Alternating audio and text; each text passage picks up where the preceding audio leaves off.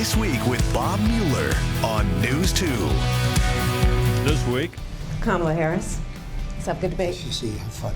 the first and possibly only debate between former Vice President Kamala Harris and former President Donald Trump. More in a This Week cover story. But I certainly believe that our state should provide the opportunity for its citizens to vote in every way. Governor Lee takes on accusations that 500,000 black Tennesseans have been disenfranchised by the voting system. I'm a very big academic guy, but I also think school safety is mission number one right now.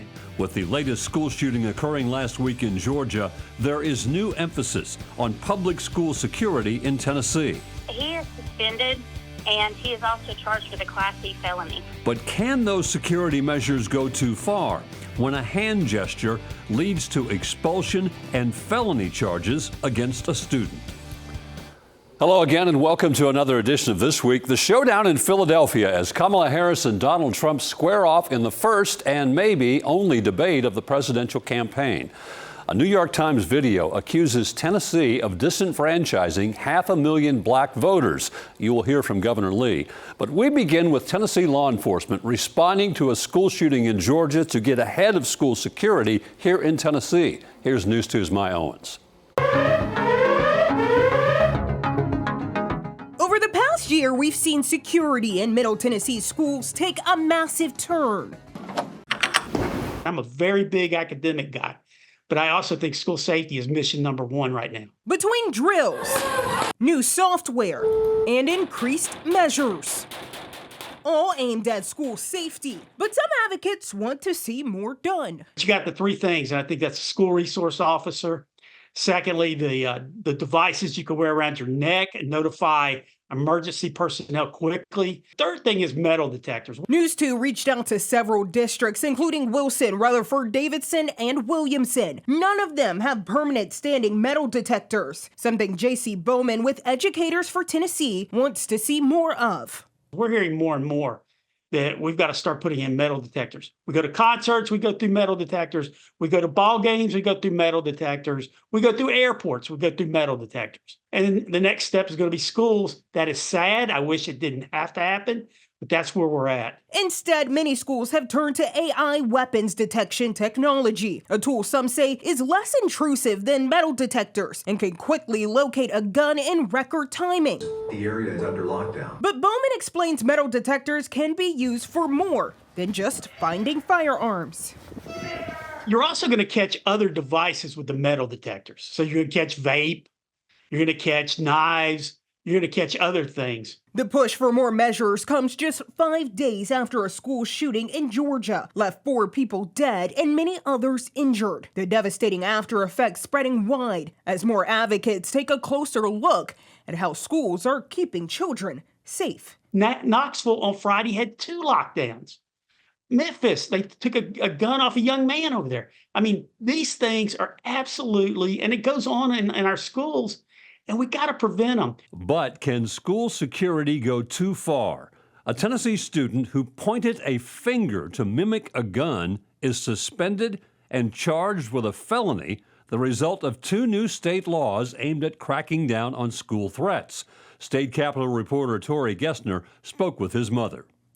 It could be viewed as a harmless gesture, but for one East Tennessee student, pointing a finger gun came loaded with consequences. He is suspended, and he is also charged with a Class C felony. We're not naming the student, his mother, or his school at the family's request. According to a report from the sheriff's office, the high school student was caught on camera on the bus, reaching into his waistband, pulling out an imaginary gun, and shooting it toward the front of the bus at middle and elementary students who were singing. He reportedly told the school resource officer the kids singing were making him angry, so he made the gesture. The student's mom says he's not violent. And I'd asked him, why did you do that? He said, I was just joking around, you know. We don't own guns. We have no guns in our house, a pellet gun. And you can't even kill a squirrel with it. He doesn't play shooter games, anything like that. And now we are fixing to have Homeland Security come into our home. The imaginary gun landing the teen in real trouble. It's the result of 2 new Tennessee laws. One that made threatening mass violence on school property a zero-tolerance offense, and another that raised the punishment for doing so from a misdemeanor to a felony. Representative Bo Mitchell told us this past March he sponsored the felony bill after several threats against his own son's school. As a parent, if you get those text messages from your child who's hiding in a storage room closet saying, my teacher has a hammer in her hand and me and my friends have scissors, we're ready, it would make a difference to you. The East Tennessee student's mother believes her son's situation goes too far. There have been no notes or anything sent out to the parents dictating what this new law is that our students need to be aware of. I understand the severity of, the school shootings and things like that. I absolutely do. And I want my kid to be safe when he does go to school. But I think that some things are getting blown out of proportion. Reporting in Nashville, I'm Tori Gessner. Hemp farmers are suing Tennessee over new rules they say are illegal. A new lawsuit claims the state bypassed getting public input by falsely claiming there was an emergency. The representation behind those hemp companies tells News 2's Caitlin Quisenberry many hemp farmers are worried about the future of their businesses. The folks that depend on just THC or just CBD products to make their living, I'm afraid they will have invested in something that they're afraid of right now. A Cumberland County hemp farmer and supplier says they have waited over 14 months for the Tennessee Department of Agriculture to set up new rules for selling and producing hemp. I talked to one inspector last week, and he just really, he didn't know what's going to happen. Maggie Clark has owned and operated Can I Help Hemp Company in Crossville for the last 6 years. In that time, she has seen the state rules and regulations change time and time again. But last year, the department put out a set of drafted rules like packaging and measurements after a law passed in Tennessee's legislature. Making sure that the packaging is less child stimulating, I guess. Had to get rid of Mythical Beast, gearing down on gram sizes, so THC is not over 25 milligrams per serving. The department also held a public hearing in February, but the final rules for the hemp sales were due May 1st and would have been effective on July 1st. Instead, the Tennessee Growers Coalition claims that the department, quote, abandoned the rulemaking process with no final rules established following the public hearing.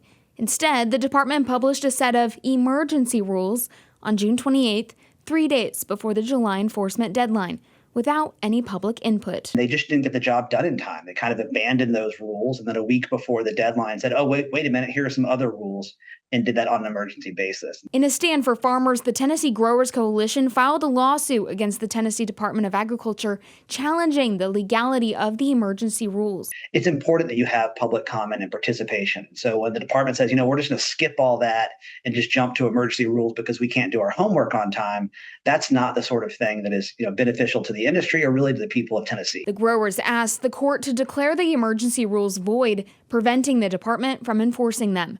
But for the time being, many hemp farmers are left without stability or answers. In Nashville, Caitlin Quisenberry, News 2. Now to our This Week cover story. The first face-to-face meeting between Kamala Harris and Donald Trump could also likely be the only debate this election year between the sitting vice president and the former president. A fiery first and possibly only presidential debate, starting with Vice President Harris initiating a historic handshake on stage. Kamala Harris, let's have a good debate. Have fun. Thank But you. the pleasantries were short-lived. Harris quickly attacking former President Trump, keeping him on the defensive for much of the night. Donald Trump actually has no plan for you because he is more interested in defending himself than he is in looking out for you. She doesn't have a plan. She copied Biden's plan, and it's like 4 sentences, like run, spot, run. 4 sentences that are just, we'll try and lower taxes. The vice president managing to rattle Trump, claiming people leave his rallies early and mocking him for being confused about losing the 2020 election. Donald Trump was fired by 81 million people. Are you now acknowledging that you lost in 2020? No, I don't acknowledge that at all. But you did. Trump trying to pin the issue of immigration on Harris. They're destroying the fabric of our country by what they've done. What we have in the former president is someone who would prefer to run on a problem instead of fixing a problem.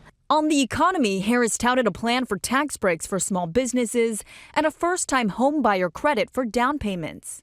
The values I bring to the importance of home ownership, knowing not everybody got handed $400 million on a silver platter and then filed bankruptcy 6 times. I created one of the greatest economies in the history of our country. I'll do it again and even better. Following a heated evening, both presidential candidates, along with President Biden, gathered in New York to commemorate the 23rd anniversary of the 9/11 terrorist attacks. Vice President Harris's campaign has called for a second debate, but former President Trump has signaled he's not interested. Meanwhile, global superstar Taylor Swift posted to her 283 million followers she's endorsing Harris. Em Nguyen, ABC News, Washington. Stay with us. This week continues in a moment.